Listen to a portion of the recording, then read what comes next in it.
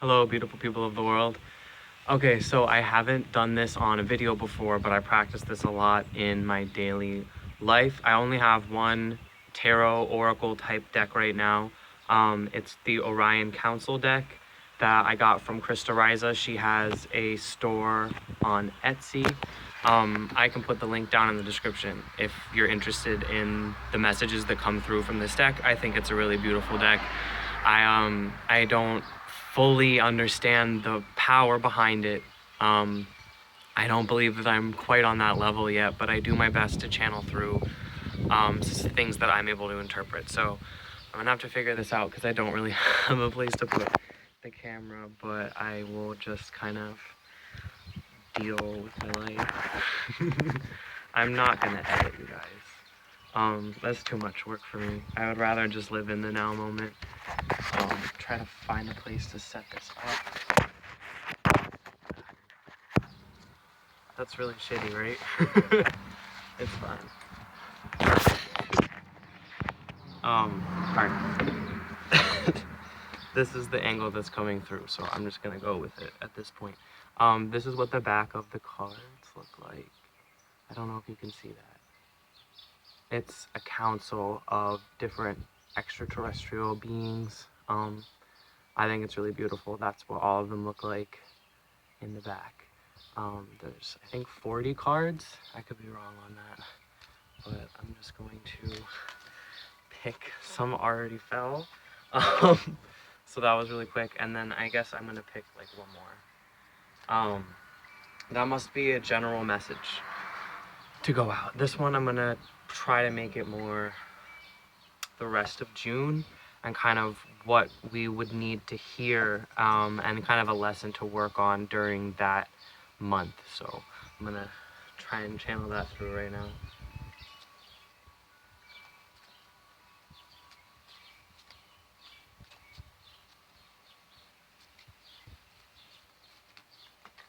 Okay. Cool. These are, some of them are backwards, to be honest. I haven't used this in too long. So the first two that came out just immediately are gonna be kind of now moment sort of advice. If you're watching this right now, it applies to you right now. I'm speaking on June 19th, 2018, so it probably is also channeling into that day, but it seems more like whenever you happen to watch it, that's what these messages are for. So one of them says, Mary energy is light. Love energy is her child. Can you love each other like children? This might be backwards for you, and for that I apologize. I'm gonna get a better phone on Thursday. But anyway, what I really channel through for this is Mary energy. So I probably have a lot of people watching that aren't familiar with Christianity, and further than that, more of a New Age interpretation of Christianity, and then my personal one, which I can throw in there, I suppose.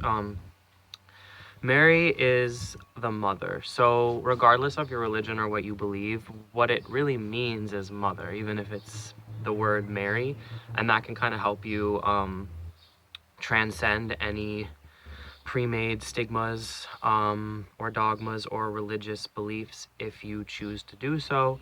But anyway, when I read it, it's supposed to be the mother of all. You can translate it as the mother of humanity. And some people see her as an ascended master or an enlightened conscious being. So it really is however you want to connect with the energy. Personally, I see it as sort of an angelic energy combined with a very earthy energy. That's how I feel intuitively when I tap into that. So Mary energy is light. Love energy is her child. Can you love each other like children? This is really saying you have the mother of all things, and what that gave birth to is light. So light is what has been born out of the infinite space, out of the void, out of the mother, out of the womb of the earth. It is multidimensional and it collapses into itself while building on itself. And can you love each other like children? So if we are all born of the light? Can we really see each other like that? Can we really notice that? Can we look at every single person that we see and see the light and the beauty within them? That is something that we need to work on. We live in a world that there's so much war and chaos and racism and transphobia and political uprisings and, you know, international relationships that are good and bad, and it can be hard to trust people. And perspectives are really important right now as a society, and we need to trust people.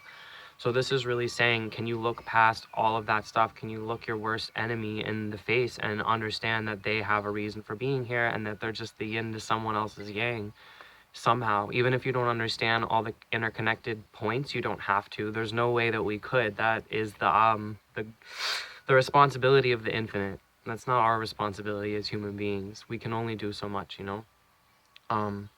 But anyway, just trying to love everybody really is the message there. So love everybody. And then the other one says, leave or don't leave. It is chosen who will reality change. We cannot explain what this is. Science is involved. Again, this is probably backwards, but you know, professional over here. So leave or don't leave. There are a lot of people, and I experiences this too. You know, Earth is really hard. It can be difficult to be manifested here, especially if you're going through a lot of emotional turmoil or perceived loss, depression, anxiety, you know, grief, financial situations, nutritional, physical, whatever reason. It can be really hard to want to be here sometimes. Even if you're a really happy person, you might have some days where you're just like, oh my God, you know, I wish I could just go back to God, back to source, back to the spiritual world, or everything like that.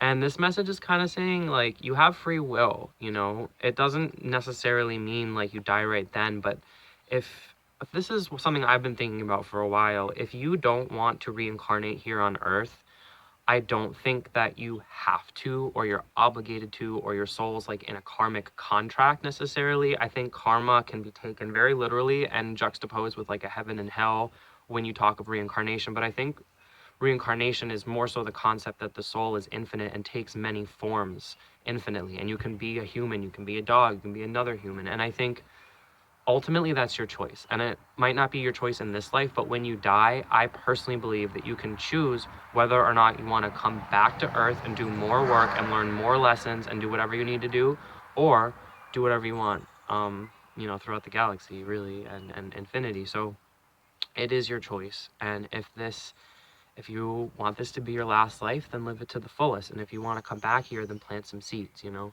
It's your choice. Your soul isn't forced around. Like, there's obviously spiritual law and geometries and stuff like that, but there's also the ability to decide your own path. And that is not something that's going to be taken from you, which I think people really need to hear right now. It's chosen who will reality change. So yeah, if you want to be here and change the consciousness on Earth and work with the people here and the planets here, you can even be an ascended master or just be a spirit that kind of lingers in between heaven and earth and different intergalactic consciousness. Maybe you want to be an ambassador. There are many layers besides being physically incarnated that can be taken to improve the overall experience here on Earth, which is just kind of inevitable, and that's your choice. We cannot explain what this is. Science is involved. So it's probably beyond our understanding in terms of souls and reincarnations, but that is my best interpretation as someone that philosophizes a lot about religion and Buddhism and things like that. So then for the rest of June, so I guess the messages are really like free will, live your life, follow your path, love everybody. If you can do those things, you're gonna have a pretty happy time here on Earth. And so for the rest of June, some advice to expect. It says, control your magic. You are psychically intuitive. So for the rest of June, focus in on your psychic abilities, on your psychic intuition, creativity, mind reading, telepathy, tarot, astrology, mediumship, Reiki, animal communication. These are all psychic intuitive abilities. And if you have that kind of energy, you can do any of these things that you would like to. Of course, the ones you focus on more and resonate with the most are going to grow over time and become more powerful tools for you as a practitioner of magic. And I like that that word was used. And just manifestation of your own reality and happiness, joy, alignment, balance, love, peace, you know, all of the good stuff. So for the rest of June, whatever creative talents you have, whether it's cooking, exercising, giving speeches, organizing parties, you know, it is much more broad than, you know, paint. Although if you're a painter, that's awesome.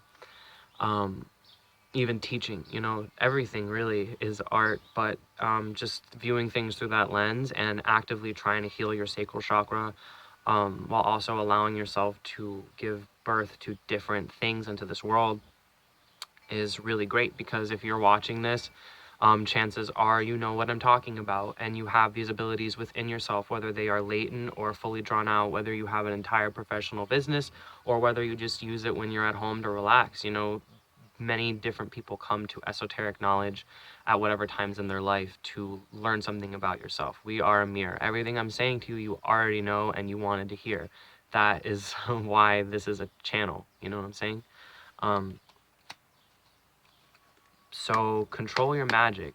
If you're doing things that are shutting you down and lowering your vibration, or you don't feel at balance, do your best to get a little bit more self-discipline.